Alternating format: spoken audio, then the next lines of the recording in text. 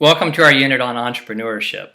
This week we want to take a look at how we can use entrepreneurship to impact our businesses, our communities, the world in general. When we think about the faith-based aspect of entrepreneurship, we really start with the idea that humans were created in the image of God, and as such we were created to work. And as we look at ways to lift up communities and help them out of poverty, we find that entrepreneurship is one of the most effective solutions to helping humans fulfill their destiny as being created in God's image and to work. And so that's sort of the backdrop we take as we consider entrepreneurship. Now, the same principles will apply to companies that are created, achieve $20 billion valuations, and their owners cash out and become very wealthy. But we're really interested in this subject from the perspective of how it's going to help lift people up. Our textbook looks at the subject really in two distinct areas. One is the creation of the business plan, taking the idea and fleshing it all the way out into how you're going to build the business. And then the second part is, how do you fund the business? Where do you get the money from needed to start it up?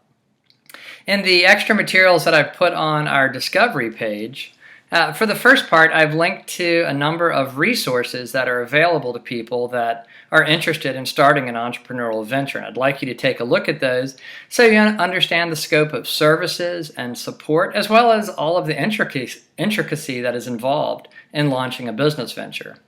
Now, these are admittedly Kentucky-centric, but you will find the same type of resources, business incubators, state university support exist in any state in the country where you happen to be located.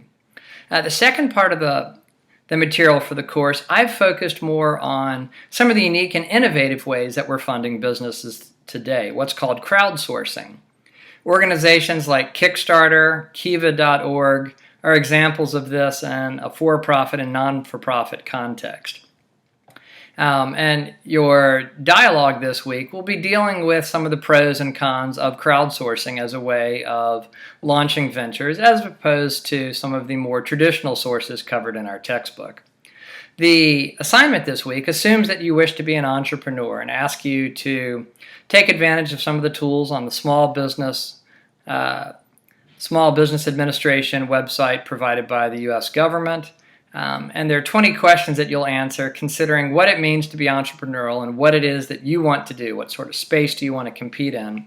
And then I ask you also to do some analysis in the Wall Street Journal and find an article that is either about a company like the one you wish to start or one that would be a potential competitor or describes the industry space that you want to move into.